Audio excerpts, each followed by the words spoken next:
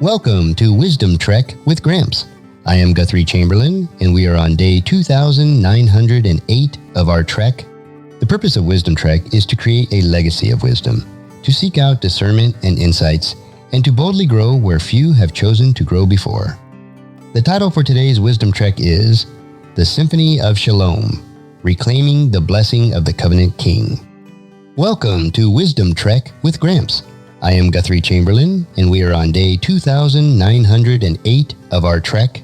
The purpose of Wisdom-Trek is to create a legacy of wisdom, to seek out discernment and insights, and to boldly grow where few have chosen to grow before.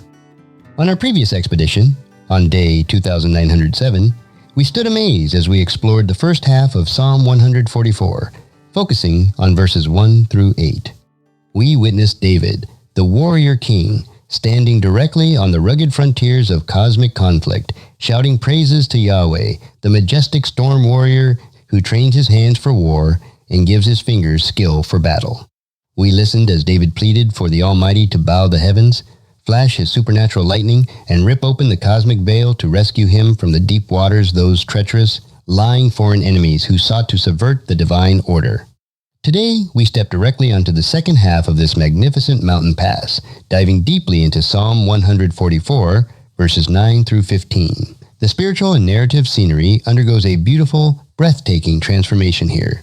We are moving out of the clashing, smoky din of cosmic warfare and stepping directly into a quiet, sunlit valley filled with a glorious, harmonious symphony of peace, domestic prosperity, and generational restoration. David understands a profound kingdom truth that every wise trekker must grasp. The ultimate purpose of divine warfare is never just the destruction of the enemy. It is the comprehensive establishment of Shalom, the complete, flourishing wholeness of a society living in perfect alignment with the Creator. The first segment is the new song of the Vindicate Viceroy. Let us open our ears to the first movement of this concluding sequence, as recorded in the New Living Translation, where David groups his logical thoughts together in verse 8, verse 9, and verse 10. I will sing a new song to you, O God. I will play on a 10-stringed lute, for you give victory to kings. You rescued your servant David from the fatal sword. David anchors his future firmly in praise, declaring with joyful anticipation, I will sing a new song to you, O God. I will play on a 10-stringed lute, for you give victory to kings. You rescued your servant David from the fatal sword. To fully appreciate the weight of these lines, we must view them through the fascinating lens of the ancient Israelite divine council worldview. In the ancient Near East, kingship was not merely a matter of human politics or military strategy. The king of Israel was uniquely designated as the earthly viceroy, the covenant partner of Yahweh, who sits enthroned above the celestial assembly. While the surrounding pagan nations look to their localized, rebellious deities for military dominance, David looks directly to the Supreme Creator. When he mentions that God gives victory to kings, the original Hebrew word for victory is teshua, which carries the profound meaning of deliverance, salvation, and cosmic rescue. David is acknowledging that no earthly monarch, regardless of how massive his infantry or how brilliant his chariot tactics might be, can secure a true victory outside of the sovereign decree of the heavenly council. Furthermore, when David vows to sing a new song while playing upon a 10-stringed lute, he is introducing a powerful prophetic concept. In biblical theology, a new song is never just a fresh melody. It represents a brand new epoch in human history. It is an anthem of redemption that is sung only after a decisive, miraculous victory has been secured by the arm of the Lord. The 10-stringed lute adds a layer of majestic symphonic fullness to this praise. David is orchestrating a grand celebration before the heavenly hosts, publicly testifying that it was not his own royal status or human strength that preserved his life, but rather the active, intervening hand of Yahweh, who personally stepped into the fray to snatch his chosen servant away from the edge of the fatal, chaotic sword. The second segment is the persistent refrain, confronting systemic falsehood. The narrative takes a fascinating, highly strategic turn in verse 11, as David repeats a powerful, familiar refrain that links this section directly back to the warfare themes of our previous podcast episode. Save me, deliver me from the power of my enemies. Their mouths are full of lies. They swear to tell the truth, but they lie instead. David breaks back into an urgent defensive petition, crying out, "Save me! Deliver me from the power of my enemies! Their mouths are full of lies. They swear to tell the truth, but they lie instead." You might wonder why David, right after promising to sing a triumphant new song of victory, would suddenly drop right back into a desperate plea for rescue from lying adversaries. This literary structure reveals a profound truth about our daily trek of faith. The victory has been legally decreed in the heavenly courtroom, but the final mopping up operations are still being actively contested on the earthly battlefield. David is dealing with foreign, hostile entities who do not share his covenant allegiance to the Most High. He describes them as having mouths full of lies, individuals who raise their hands to take solemn, binding oaths of truth, but unleash calculated perjury instead. This persistent focus on deception connects perfectly with the broader theological tapestry of Psalms 140 through 143. In the ancient world, truth was the foundational concrete that held cosmic and social order together. When a nation's leaders weaponize systemic lies, gaslighting, and false diplomacy, they are actively mimicking the original, deceptive language of the ancient serpent. Attempting to dissolve the boundaries of truth established by God, David recognizes that he cannot build a flourishing, prosperous society if the foundations are continuously being eroded by foreign deception. Therefore, before he can detail the beautiful blessings of peace, he must ask the sovereign Lord to completely sever the influence of these toxic, deceitful operations from the borders of his land. The third segment is the blueprint of Shalom, a flourishing next generation. Once the dark, chaotic waters of deception are pushed back by divine justice, the true, exquisite design of kingdom prosperity can burst forth. Let us listen to the magnificent generational blueprint David maps out in verse 12. "May our sons flourish in their youth like well-nurtured plants.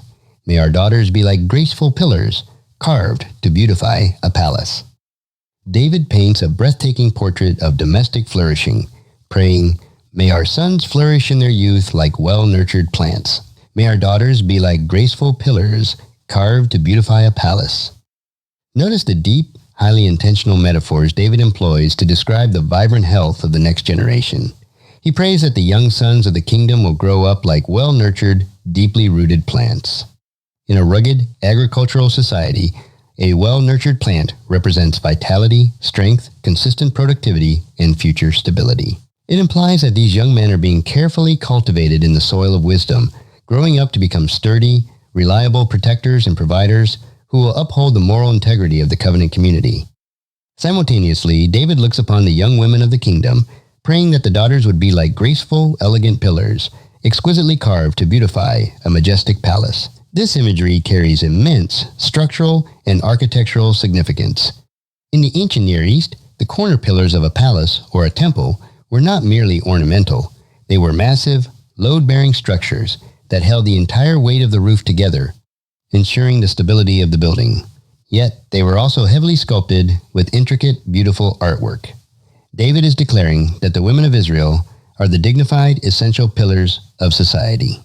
They possess a profound combination of unyielding structural strength and elevated spiritual beauty. They give shape, stability, and cultural elegance to the home and the kingdom, reflecting the glorious, ordered beauty of Yahweh's own celestial palace. The fourth segment is the superabundance of creation, fences and flocks. The narrative of kingdom blessing expands outward from the domestic home straight into the fields, the barns, and the city streets, combining the logical thoughts found in verse 13 and verse 14. May our barns be filled with crops of every kind. May the flocks in our fields multiply by thousands, even tens of thousands, and may our oxen be loaded with produce. May there be no enemy breaking through our walls, no going into captivity, no cries of distress in our streets. David lists the concrete, tangible evidence of a land under the direct favor of heaven, saying, "May our barns be filled with crops of every kind. May the flocks in our fields multiply by thousands, even tens of thousands, and may our oxen be loaded with produce. May there be no enemy breaking through our walls, no going into captivity, no cries of distress in our streets." This is a stunning picture of total, uncompromised safety and economic superabundance. When David prays for barns overflowing with every kind of crop, and flocks multiplying by thousands and tens of thousands, he is directly invoking the ancient covenant blessings recorded in the Torah. In the ancient world, agricultural fertility was the ultimate proof of a god's power. The surrounding nations performed frantic, corrupted rituals to appease the erratic nature deities like Baal, hoping for rain and crops. But David proclaims that when Yahweh's order is established, creation responds automatically with explosive fertility. The oxen, the heavy beasts of burden, are thick and strong, loaded down with massive harvests. But wealth without security is an illusion. Therefore, David immediately links economic abundance with absolute national security. He prays that there would be no violent breaches into defensive city walls, no tragic columns of citizens being marched away into foreign exile and captivity, and absolutely no bitter, mournful cries of panic or distress echoing through the public squares. In the ancient divine council framework, when a nation rejected Yahweh, the protective hedges were lowered, and the chaotic spiritual principalities would unleash raiding human armies to plunder the land. David envisions a society so perfectly hemmed in by the protective hand of the Almighty that the citizens can sleep in absolute peace, completely free from the terror of sudden invasion or systemic collapse. The fifth segment is the Supreme Beatitude, the source of true joy. David brings this magnificent, multi-layered psalm to its ultimate, triumphant conclusion in verse 15, uttering a cosmic beatitude that recenters our entire understanding of prosperity. Yes, joyful are the people who live like this. Joyful indeed are those whose God is the Lord. With a heart overflowing with absolute clarity, the king summarizes the entire human experience, exclaiming, "Yes, joyful are the people who live like this. Joyful indeed are those whose God is the Lord." What a profound, deeply satisfying way to wrap up this grand liturgy. David looks at the overflowing barns, the multiplying flocks, the strong sons, and the beautiful, elegant palace pillars, and he states, "Yes, joyful are the people who live like this." He does not deny or minimize the goodness of material comfort, safety, and physical prosperity. These things are genuine blessings from a loving Creator. But then, right in the final line of the psalm, David takes a massive quantum leap upward in his theology, correcting any tendency toward shallow materialism by shouting, "Joyful indeed are those whose God is the Lord." With this final rhythmic stroke, David reveals that the true, ultimate source of human happiness is not the gifts themselves, but the giver. A society can have packed barns and high walls, but if they are aligned with the dead idols of the nations or the rebellious spiritual hosts of darkness, their prosperity will ultimately rot from the inside out. True, indestructible joy belongs exclusively to the community that has entered into a deep, binding, loving covenant relationship with Yahweh, the true, singular, sovereign Lord of heaven and earth.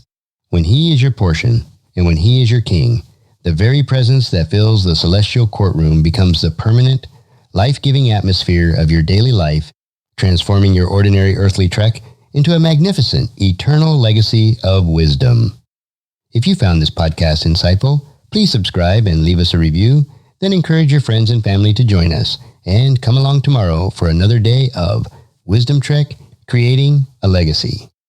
As we take this trek of life together, let us always live abundantly, love unconditionally, listen intentionally, learn continuously, lend to others generously, lead with integrity, leave a living legacy each day.